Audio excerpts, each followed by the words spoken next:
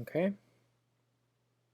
Hey guys, it's Greg with Apple Explained, and today I want to talk about Apple's secret weapon, something the company has invested heavily in over the last decade, and something that'll keep Apple's products ahead of their competition for many years to come.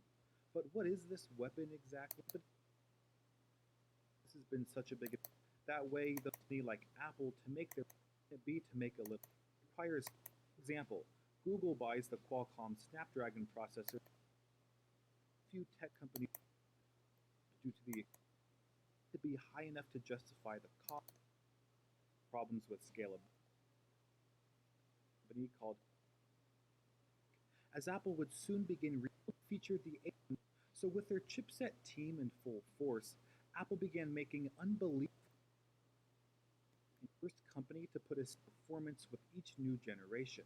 In fact, Apple was the first company to put a 64-bit chip on a smartphone, which shocked the entire industry. It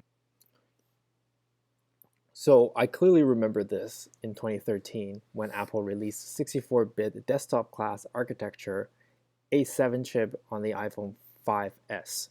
The promise then was iOS is going to be just as good as macOS, and because all your apps are 64-bit, you can even run some of the desktop class applications like Photoshop, Xcode, even terminals, so it allows more pro users to use some of the professional grade level applications on iOS. But that has yet to happen. It's been 5 years.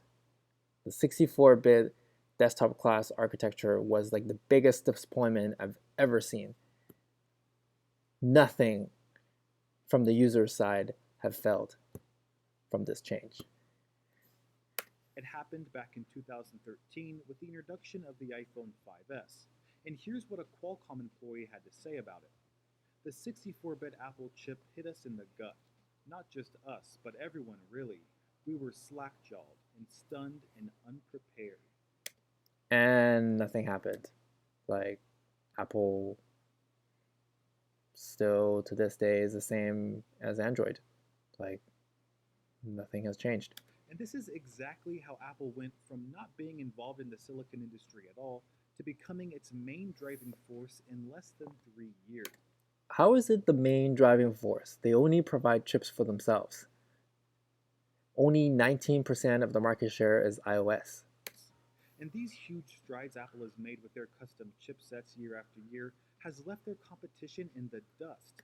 Not sure how they left any of their competition in the dust. Their devices are so expensive, so few people are willing to buy them. Struggling to keep up with the level of performance and efficiency Apple continues to deliver. In fact, competitors like the Samsung Galaxy S8 had to include chipsets with 4 high-performance cores and 4 high-efficiency cores in order to match the speed of the 2-core A10 Fusion chip on the X. So if you don't do programming, you don't understand what this is. What happened was Android decided to use Java, which is a language that is very memory intensive, which is uses a lot of core. It uses a lot of memory and it uses a lot of processing power, and that's why, in general, Android phones tends to have more RAMs and more chips. Uh, that's more memory chips, and that's just the way it is. But after all the performance testing, there's no clear difference of how Androids are not as good as iPhones. iPhone 7, which just goes to show how much more optimization you get from custom silicon designed specifically for the device it powers. But that was just the beginning for Apple.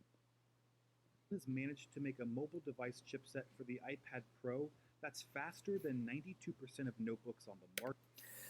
Okay, I think I know what this video is trying to talk about. This video is trying to say because Apple has this vertical integration and then it makes chips for themselves that they have a unique competitive advantage that no other competitor have.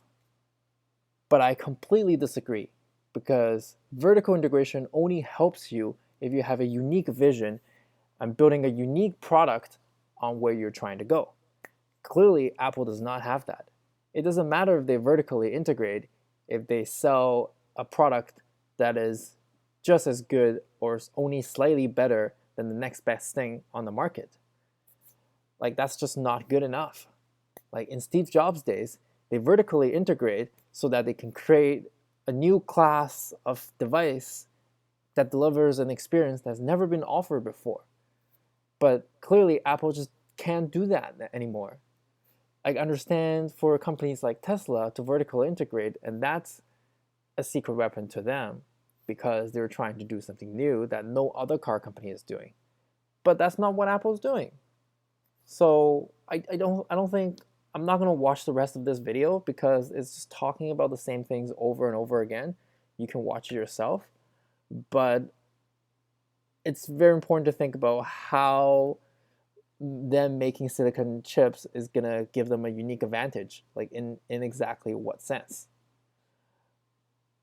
I find that when Steve Jobs built the Mac OS, that created a very unique advantage for the Mac OS system because they used a lot of utilities back from NextOS. So the Mac OS has a lot of tiny things that's very well thought out that makes it very easy to use and very compatible with a lot of Mac applications. But you can clearly see a lot of these things are built from Steve Jobs' era. And you can clearly see that Apple can't really do that anymore because they just don't have the vision. So that's what happened with iOS.